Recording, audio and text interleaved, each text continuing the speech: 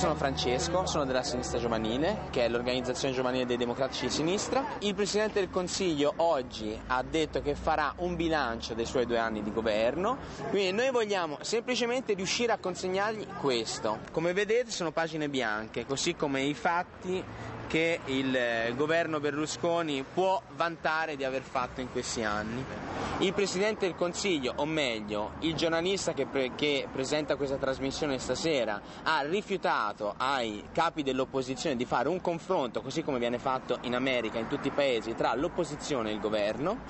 Quindi noi vogliamo richiamare anche questa azienda, che è la nostra azienda, l'azienda pubblica, al rispetto di un'informazione democratica. Prego. Si sta riprendendo, no? Come? Stiamo dicendo... No, ma non ho ripresa. Perché no? Perché no? While recording this very small protest, our camera crew was confronted by plainclothes police, a reminder that any image challenging the premier is unwelcome.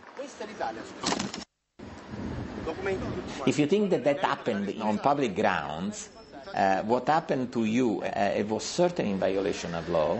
Your civil rights were violated, and the Italian constitution was violated. Berlusconi's government is also working this summer to rewrite the country's media laws. Last year, the Constitutional Court ruled that Berlusconi controlled too much of the television market. The existing laws preclude any individual from controlling more than 20% of national broadcasting. The Constitutional Court has ruled at least 20 times to reach one simple conclusion, that the current situation is in violation of constitutional guarantees of pluralism in this country. They ask the government to take steps. These steps include putting one of Mr. Berlusconi's channels on satellite, and the government keeps asking for more time. The last Constitutional Court ruling in November last year was quite clear. It said you've run out of time. Berlusconi's solution is to have the laws rewritten. Berlusconi used to have laws written for him by the Prime Minister. Now he is the Prime Minister, so it's even more effective. Senator Tana Zulueta believes that censorship is not the only factor in Berlusconi's attack on the RAI. 2 years ago, Fiat, Italy's largest automaker, cut $5 million in advertising from RAI while increasing its advertising on Mediaset by $4 million. And last year, RAI's advertising revenues dropped by 14%, while Mediaset lost less than 1%.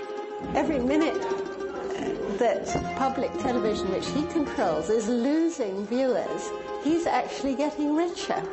So he has this wonderful instrument in which he shuts up the opposition, makes public television horribly boring, and so he's achieved 2 results. He's got richer because his private television is cashing in on it, and he's silenced the opposition.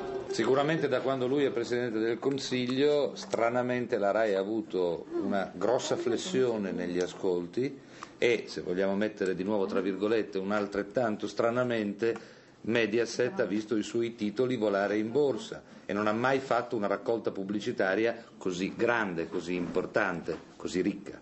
La RAI fino a 2 anni fa era in testa negli ascolti rispetto a Mediaset. L'anno scorso per la prima volta ha cominciato a perdere la supremazia nel prime time.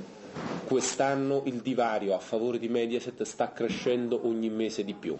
Questo è un fatto. Anche coloro che simpatizzano per Berlusconi ne devono prendere atto. Un'emergenza che è relativa al pluralismo del Paese, al pluralismo della comunicazione del Paese, e che è relativa anche alla tenuta industriale della RAI. Ma guardate che adesso cominciano a essere in pericolo i posti di lavoro, e questo ai colleghi dobbiamo spiegarlo, perché una RAI che abbia perso, come la RAI sta purtroppo perdendo, il primato negli ascolti, e che abbia per di più questa immagine così sbiadita dal punto di vista dei contenuti editoriali, ma perché dovrebbe continuare ad essere finanziata con 3 reti TV e 3 reti radio? Berlusconi's reach in the Italian media is so extensive that even his toughest critics find themselves dependent on him. This summer, Professor Paul Ginsborg's latest book, Berlusconi, was published by Einaudi, which is owned by Mondadori, which is controlled by Fininvest, Berlusconi's media holding company. Now we're going to the Mondadori bookshop to see how my book's going.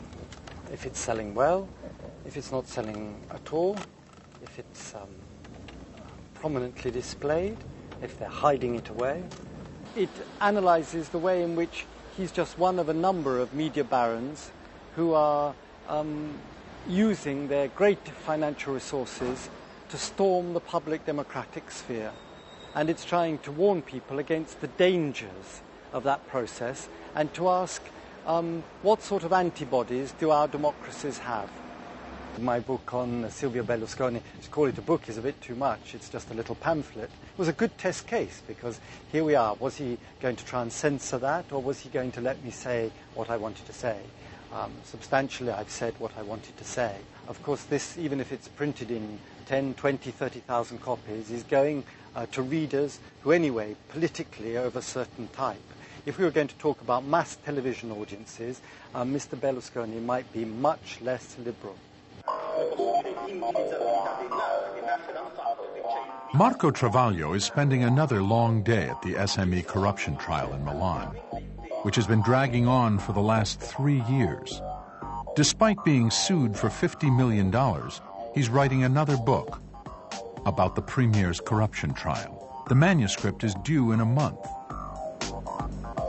Sono stremato, non riesco più a vivere, c'ho troppe cose e veramente non ne posso più. Adesso stiamo imboccando l'autostrada, c'è una fila, è una cosa da mettersi a piangere. Grazie a te, ciao. Se dico delle parolacce o delle bestemmie, tagliatele.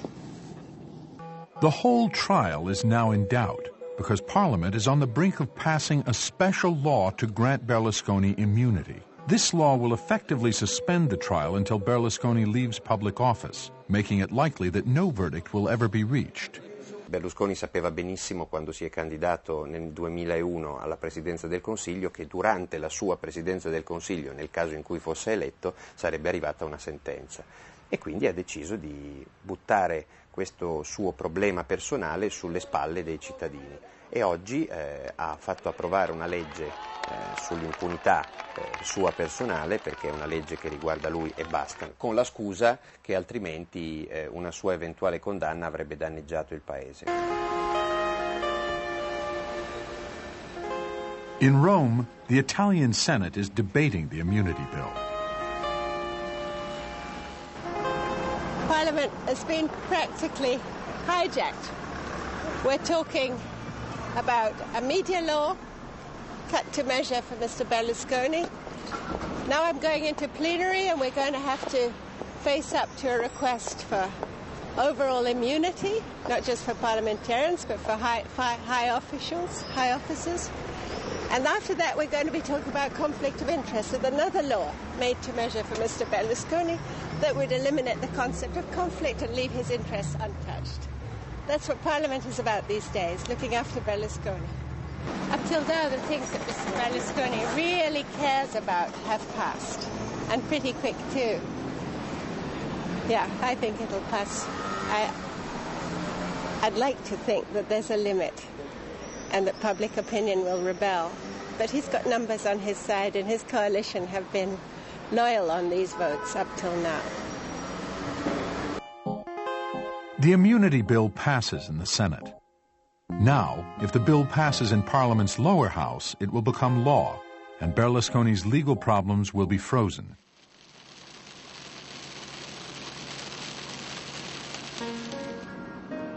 Today, after 3 years of hearings, Berlusconi will make his second appearance in court at the SME trial.